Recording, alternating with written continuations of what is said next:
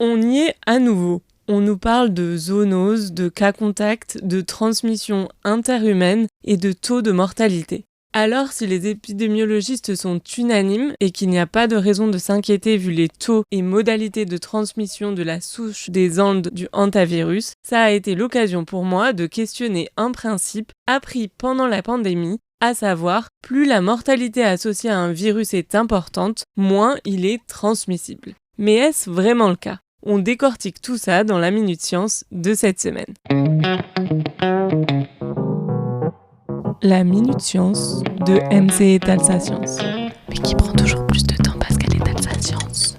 L'idée derrière ce principe est simple et semble logique. Si le virus en question tue trop rapidement la personne infectée, le patient n'a pas le temps de transmettre le virus autour de lui et celui-ci ne va pas bien loin. Et ça, d'un point de vue évolutif, c'est pas top pour le virus en question, qui, comme toutes les entités vivantes, cherche à se reproduire le plus possible. Encore une fois, c'est ce cher Darwin qui nous le dit. Et pour les virus, ça passe par la transmission. Ça paraît alors logique qu'un virus très mortel soit moins transmissible, et d'ailleurs, si vous avez déjà entendu cet argument-là, faites-le moi savoir en commentaire.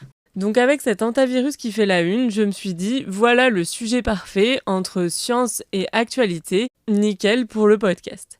Je vais y rappeler ce principe qui, au passage, vu les taux de mortalité qui peuvent être très élevés pour le hantavirus, jusqu'à 40% dans certains cas et 28% en global, ça permettrait d'être rassuré sur les probabilités de transmission et d'épidémie. Mais si je vous parle de ça sur ce ton, vous vous en doutez, c'est que ça s'est avéré un peu plus complexe que prévu. En cherchant à la source de la littérature scientifique et notamment en lisant un article publié en 2014 que je vous mets en description, on voit que ce n'est pas si simple que ça. Si la relation inversée entre taux de mortalité et taux de transmission semble revenir régulièrement, l'article mentionne des contre-exemples, à savoir des virus très transmissibles avec des taux de mortalité importants malgré tout. C'est le cas du calicivirus félin qui provoque des infections respiratoires chez les chats, de la myxomatose chez les lapins ou encore de la grippe aviaire H5N2 chez les oiseaux. Les chercheurs du papier spécifient bien qu'un virus a plus de chances d'être performant d'un point de vue évolutif si son taux de mortalité est faible ou si son taux de transmission est important, mais ces deux paramètres ne sont pas nécessairement reliés l'un à l'autre. Et d'autres paramètres entrent aussi en jeu, comme la longueur de la période d'incubation et si les personnes vont être contagieuses ou pas pendant celle-ci.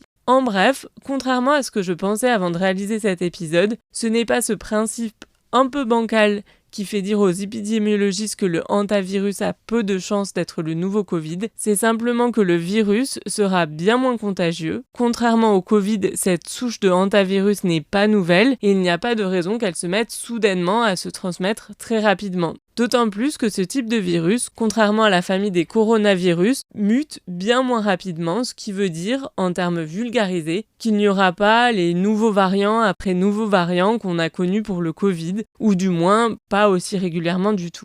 Si malgré tout la situation vous inquiète, et je ne peux pas vous blâmer, au tout début du Covid, les pouvoirs publics disaient aussi qu'il n'y avait rien à craindre, et on a bien vu ce que ça a donné, alors comment s'assurer que ce ne soit pas la même chose à nouveau ? Première chose, je vous conseille d'écouter les experts, les personnes qui ont une formation en virologie ou en épidémiologie, dont le discours était alarmant pour le Covid dès les débuts.